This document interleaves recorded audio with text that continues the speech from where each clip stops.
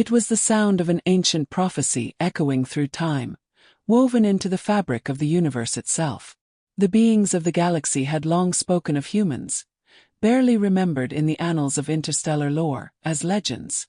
Stories told of their strength, resilience, and untamed spirit, but those stories were fading, forgotten by most species that now thrived across the stars. Humanity was a shadow in the cosmos, a mythological race with no real place in the universe. Yet, deep in the heart of the galaxy, something was about to change. A lone ship appeared at the edge of the galaxy, streaking through the vast void like a comet from a forgotten era.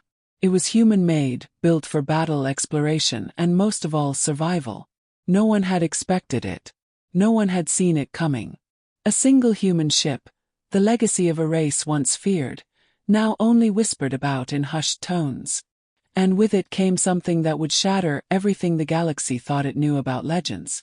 The ship drifted silently, its hull a sleek blend of metal and memory, as if the very core of it was built from the ashes of a lost civilization. The Pioneer, as it was called, had been sent on a mission, an impossible mission, to find a way to survive, to reclaim the lost legacy of the human race. Its crew was diverse, made up of the finest soldiers, explorers, and scientists left in humanity's wake. But among them, there was one who was more than just a fighter. She was the heart of the mission.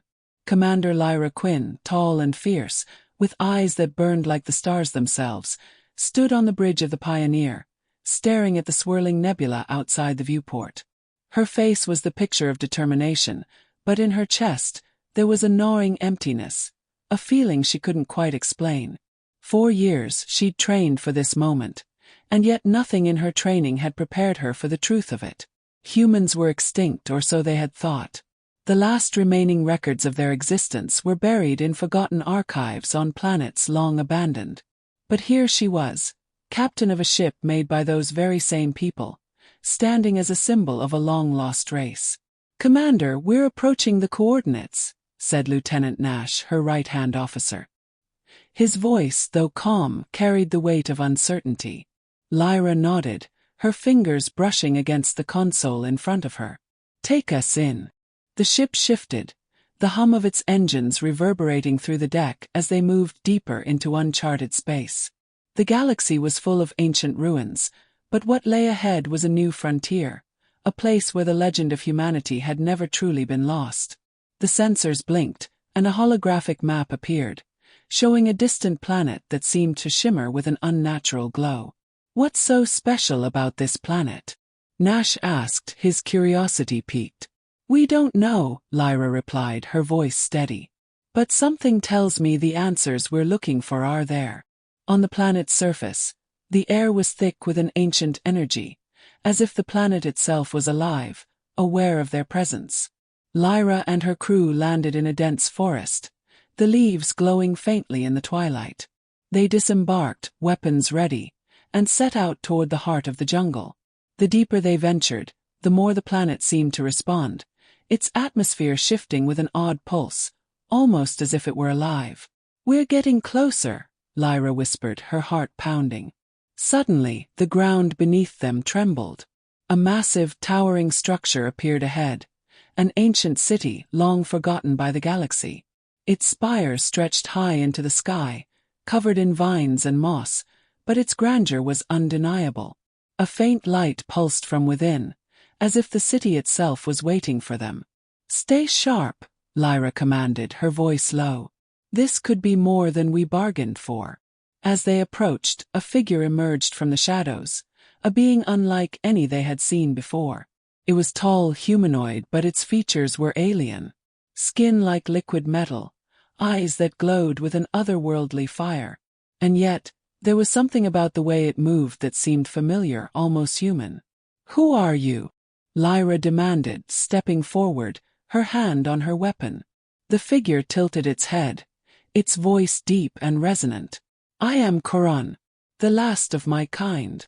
Lyra's heart skipped a beat. What do you mean, the last of your kind?" Koran's eyes flickered with something like sorrow. "We were once like you, humans. Long ago we found a way to transcend, becoming something more, something beyond what your kind could ever understand. Lyra's mind raced. You were humans. We were the first of your race, Charon continued. But humanity's pride led to its downfall. We abandoned what made us human and became something different, something that no longer belonged to your world.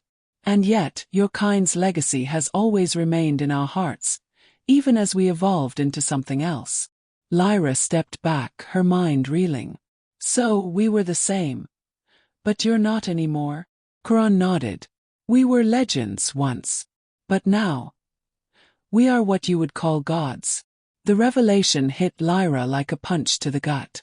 Her entire mission had been based on the belief that humanity had been lost, extinct, nothing but a fading dream.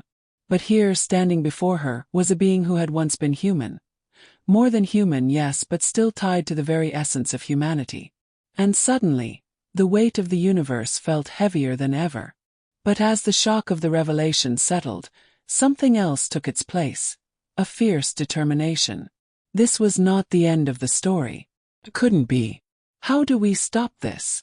Lyra asked, the urgency in her voice growing. How do we bring humanity back? Charon's expression softened. You cannot return to the past. You must embrace the future. But the future? It requires a sacrifice. A choice. Lyra stood tall, defiant. I don't care about the cost. If humanity can survive, then it's worth any price. Charon studied her for a long moment, and then, with a resigned sigh, he spoke again. Then prepare yourself, Commander. The path you seek is not one that can be walked without consequences. The final battle unfolded like a storm. The ancient city, once home to the first humans, was now a battleground between the past and the future. Lyra and her crew fought valiantly, but they were outmatched by the power that Charon and his kind had gained over millennia. The ground shook, and the sky above them cracked open with lightning as the two forces clashed. In the chaos, Lyra found herself face to face with Charon, the last of the transcended humans. She raised her weapon, but he disarmed her with a single move. They were alone, the battle raging around them, but neither of them could look away. You can't win, Commander, Charon said softly. We are the future. You are the past. But Lyra's voice was steady, resolute. No, the past is what we are built on. And the future? The future is what we decide it will be. And with those words she made the choice. She turned her weapon on the heart of the city, the source of Charon's power, and fired. The energy from the blast cascaded through the city, breaking the hold of the transcended ones. The battle came to a halt, and the ancient structure crumbled. Charon, once a god, now stood as a mere mortal once more. You've destroyed it, Charon said, his voice filled with disbelief. Lyra looked at him, her eyes softening. No, you saved it. You were wrong to believe you could leave behind what made you human. And I will make sure that humanity,